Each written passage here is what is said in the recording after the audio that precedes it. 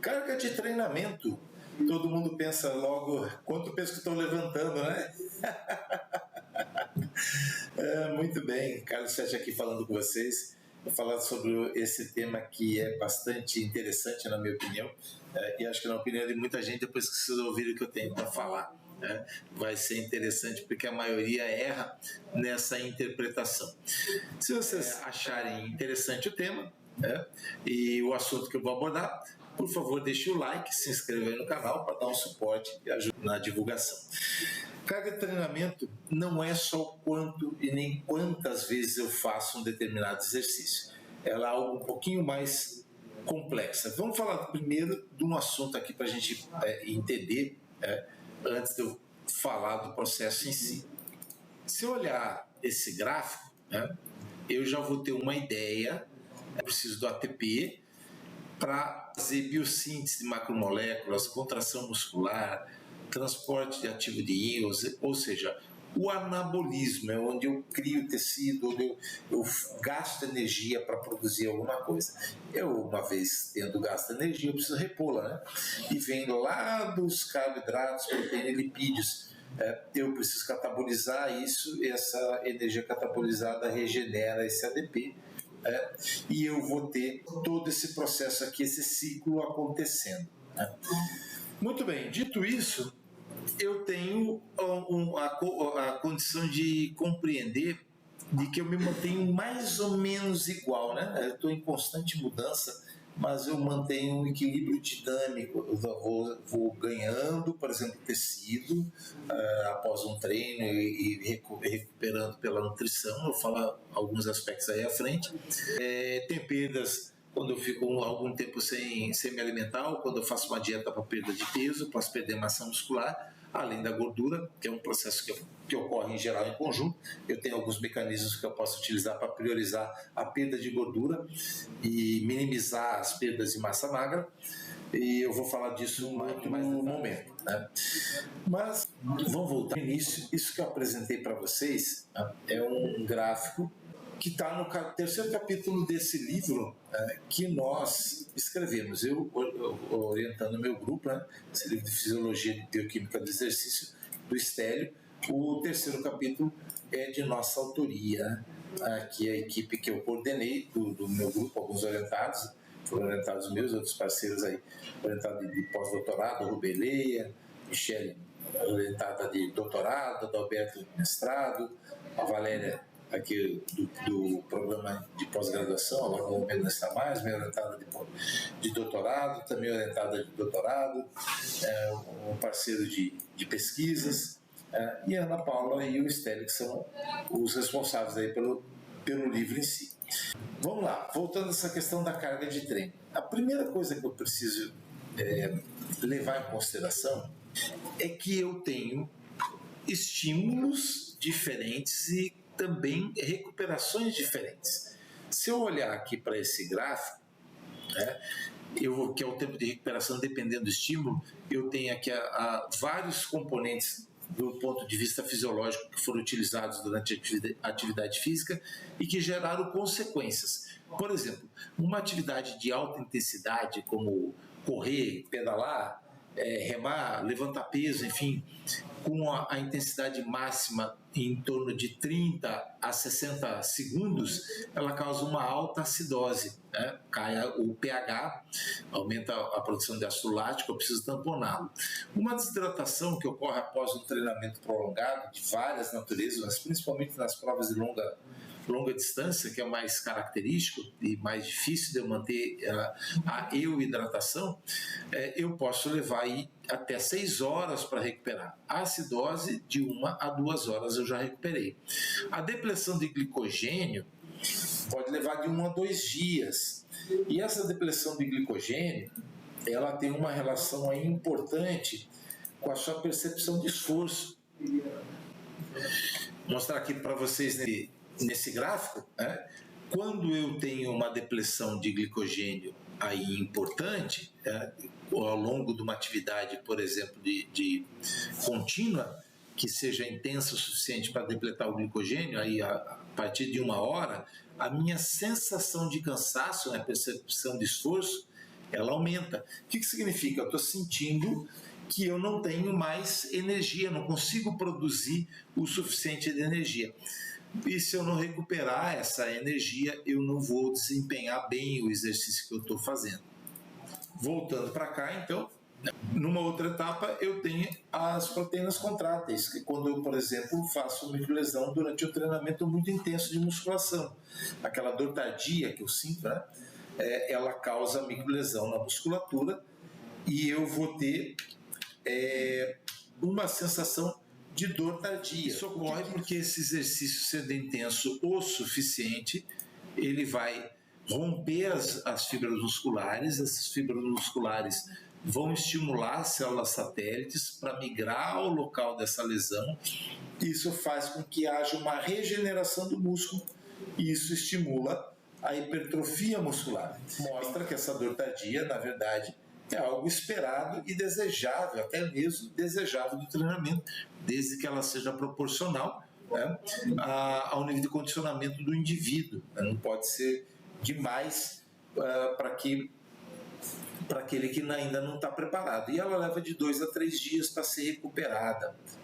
Tem outros componentes aí que eu já vou considerar e que são importantes. E organelas celulares, elas podem levar até 8 dias, o que ocorre, por exemplo, numa prova de maratona, as mitocôndrias são lesionadas, obviamente que 8 dias eu tenho uma recuperação dessas microestruturas, mas isso não é tempo suficiente para eu voltar ao meu grau de performance, porque, por óbvio, eu vou mostrar também logo aí na frente, baseado nos princípios de treinamento, eu tenho um planejamento para correr uma maratona e eu não vou conseguir fazer isso mais do que em torno de 2 vezes no ano.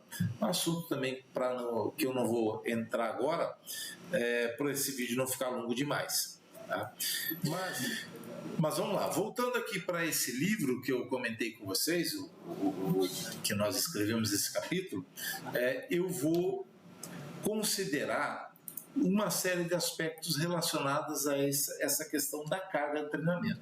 Esse capítulo é sobre bioenergética, a biodisponibilidade de energia para a célula poder desempenhar os seus trabalhos, e que obviamente que eu não vou falar agora. Então eu vou para esse ponto específico que está relacionado à carga de treinamento, né? Que é nesse tópico que são os tipos de exercícios e fatores intervenientes. Então a gente já vai aqui por esses pontos que está associado ao que a gente vai discutir agora, que seria o sistema de produção de energia, são condicionantes das atividades físicas, a biodisponibilidade para o desempenho muscular e o sistema de produção de energia e aumento de massa muscular. A primeira questão relacionada à carga de exercício, é a dose que eu dou desse exercício em termos do condicionamento do indivíduo. A gente já tem que voltar lá para a lei de Yerkes e Dodson, que é do início do século passado, onde eles já determinaram que eu tenho uma zona otimizada aqui de produção. Quando eu estou na zona de conforto, eu não tenho estímulo, aquela situação de letargia, né? Eu não vou me adaptar, não tenho produção. E quando eu ultrapasso essa zona de produção, eu vou para a zona de estresse. Eles fizeram isso aqui principalmente relacionado ao aspecto psicológico, né? Que está sendo de burnout aqui nessa ponta, mas isso serve para o treinamento físico também. Essa síndrome de burnout aqui, se fosse no caso, esse zona de estresse ultrapassando a capacidade de adaptação do indivíduo, seria o correspondente ao overtraining. Tá? Então é a mesma coisa, esse nível de estresse pode ser um estresse psicológico, pode ser um estresse físico. Em geral, o treinamento causa os dois. Eu também tenho uma adaptação psicológica, o atleta tem uma mentalidade, uma cabeça mais forte para tolerar o nível de sobrecarga que o treinamento infere. Então a carga de treinamento tem a ver com isso. Obviamente que essa zona aqui de aprendizado e produção, ela depende não só do meu treino, mas ela depende do meu nível de condicionamento. O que isso significa? Um treino que pode ser muito leve para um, pode ser muito pesado para outro, porque depende do lastro que ele tem, da idade, das condições atuais. Muito bem. E aí eu me pauto nesses princípios do treinamento esportivo. Por exemplo, o princípio da sobrecarga, eu falo exatamente sobre o que eu acabei de comentar. Uma sobrecarga é proporcional a um exercício que eu não esteja acostumado. Ela é uma carga acima do meu habitual, então ela vai causar um estímulo de adaptação. Quando ela é abaixo disso, é um exercício de manutenção e não um exercício de ganho. O princípio da reversibilidade, ele me diz que se eu parar o meu treinamento, eu perco, tanto em massa muscular como performance em termos de VO2 máximo, tudo isso é reduzido. Por exemplo, se eu ficar uma semana de férias sem treinar, eu já tenho perdas significativas no meu desempenho. Então, ele é reversível, ele não é igual às vezes a gente ouve algumas pessoas falar, computando o tempo de treino equivalente a resultado. Ele não é. É óbvio que o tempo é uma variável importante e se eu tiver mais tempo eu vou ter mais maturidade, mas ela depende de eu estar fazendo esse percurso do meu treinamento baseado nos princípios da sobrecarga, porque se eu parar, se eu diminuir a intensidade, se eu reverter o treinamento em termos daquilo que eu estou buscando para performance otimizada, eu tenho perdas. Tá? Então, não necessariamente eu vou continuar me desenvolvendo só baseado no tempo que eu estou treinando. O princípio da individualidade depende da sua carga genética, mas além disso, da sua idade, o nível atual de condicionamento, porque isso também altera, né? Depende do ambiente, minha alimentação, minha recuperação, o tipo de treino que eu faço, combinado com esses outros fatores. A periodização é o planejamento que eu vou utilizar para um determinado progresso. Esse planejamento pode ser para ganhar massa muscular, pode ser para perder gordura corporal ou para aumentar meu VO2 máximo. Pode ser um planejamento voltado para a competição e é uma forma de eu evitar o overtraining se ele for bem planejado, e também a estagnação, que significa, no princípio da reversibilidade, se eu não tiver um estímulo forte o suficiente, ele não tem sobrecarga. E o princípio da especificidade é baseado naquilo que eu quero desenvolver. Se é para aumento de massa muscular, o treinamento tem que estar planejado, ele tem que estar costurado para isso. Caso contrário, não vou ter o resultado que eu pretendo. Disponibilidade para o desempenho muscular. Ele depende de uma série de fatores, né? São esses 5 fatores aqui, que vão determinar como que isso vai ocorrer no meu organismo. Primeiramente, o volume e intensidade. Ele tem que ser forte o suficiente, mas proporcional ao meu nível de condição de individualidade biológica. O nível de condicionamento, né, que é o princípio da individualidade, acabei de comentar. O estado pós-prandial, ou seja, a minha alimentação, como é que ela está distribuída na cronobiologia do dia. Os sincronizadores, que são os estímulos tanto de sono e vigília, que são os mais fortes, mas cada treinamento é um sincronizador, cada refeição é um outro sincronizador. E o estado mental, que não adianta nada o maquinário estar perfeito se eu não tenho predisposição para o esforço ou para aquilo que eu vou desempenhar. Então, eu tenho que coordenar todos esses fatores. Volume e intensidade depende de como é que eu combino isso, né, em termos da intensidade do treino, e a gente vai ter um resultado diferente em termos do combustível metabólico. Por exemplo, aqui embaixo está o VO2. Quando eu estou com uma atividade aqui próxima de repouso, o que eu mais utilizo é gordura e pouco carboidrato. Conforme eu vou aumentando a intensidade do treino, aumenta a utilização do carboidrato e diminua a utilização de gordura. Então, a intensidade do treino determina o combustível metabólico que eu vou ter disponível. Mais outro aspecto. Agora vamos aqui para baixo, que eu comentei, que eu vou falar sobre a dose de exercício, que é a hormese. O que é hormese? Vamos voltar aqui só para uma definição, que é a relação ao estado mental. O estado mental é aquela predisposição que eu tenho para agir, ou a tomada de decisão. E isso tem sido estudado já há algum tempo, era chamada a resiliência esportiva, e atualmente a antifragilidade tem sido utilizada com mais precisão, que é a adaptação a um determinado estressor, que não é somente o quanto que eu ganho de resultado, mas o quanto que eu tenho de plasticidade fenotípica. Significa que quanto mais eu consigo me adaptar àquele estressor, mais plasticidade eu tenho para lidar com esse nível de estresse. Ainda assim, ele vai ter doses que não são iguais para todo mundo. Aqui no gráfico está mostrando de uma forma genérica, mas dependendo do atleta ou do indivíduo, ele responde de formas diferentes. Aí eu preciso levar em consideração o que é a dose benéfica, o quanto que eu estou utilizando desse remédio, né, vou colocar assim entre aspas, esse remédio, para chegar num nível otimizado. E a gente sabe que o excesso do medicamento, se eu tomar superdose de medicamento, em vez de ele curar, ele é prejudicial. O exercício é remédio, né? Como a gente utiliza esse jargão já faz algum tempo, né? American College cunhou esse termo Exercise Medicine e ele funciona realmente como um remédio. Cada vez que eu faço um treinamento é como se eu tivesse tomado uma dose vencedora e de um produto que melhora a minha funcionalidade como um todo, previne doenças, reduz todas as perdas que eu tenho com o passar dos anos. Mas, como um remédio, se a dose for excessiva, né? Se eu for um vigoréxico, por exemplo, viciado em exercício, aquele que faz excessivamente além do que seria a sua capacidade de adaptação, ele pode levar a um estado de overtraining. Estado de overtraining é um estado patológico, é um estado que eu não quero chegar nele, eu quero um estado de adaptação lá da sobrecarga, como eu mostrei lá no princípio, que eu tenho uma sobrecarga e um período de recuperação e eu me adapto a ela, vou para um patamar superior de massa muscular, de desempenho físico, de força, mas eu preciso fazer esse ciclo.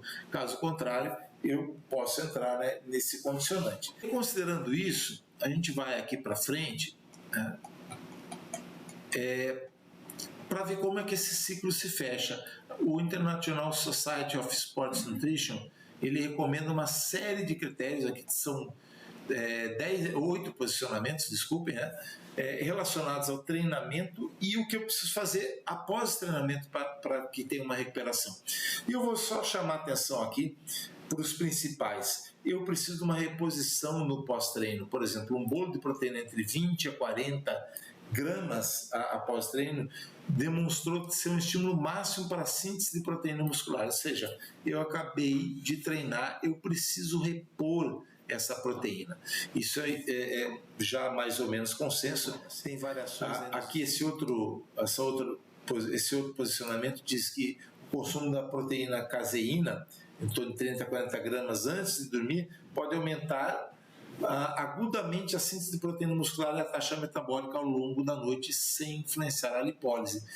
O que isso significa? Que eu estou utilizando aquele princípio lá que eu falei da cronobiologia. Eu tenho sincronizadores ao longo do dia. O sono é um sincronizador e que esse sincronizador ele faz o processo de recuperação muscular, mas também, como eu vou ficar muito tempo sem me alimentar, ele é um processo catabólico. E essa recomendação aqui, baseada no estudo, mostra que se eu utilizar a caseína, que seria aí a alimentação, um outro sincronizador, eu vou ter um estímulo aí de manutenção da massa muscular.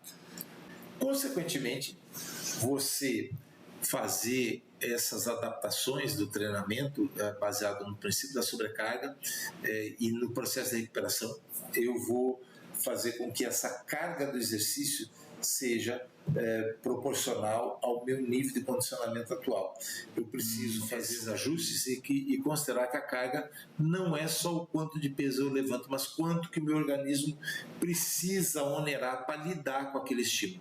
E esse processo de recuperação é que vai levar aos meus ganhos, a minha hipertrofia muscular, ou no meu condicionamento, ou perda de gordura, enfim, naqueles objetivos que eu tenho desse treinamento, que obviamente tem que ser sempre coordenado não só com a parte estética, mas também com a parte de saúde, né? E o wellness, né? Você se sentir bem. Então, em síntese, carga de treinamento é o que o seu organismo vai levar de ônus fisiológico para se recuperar daquilo que você o submeteu. Quando eu combino todos esses fatores, eu tenho um resultado otimizado. Um grande abraço e até o próximo vídeo.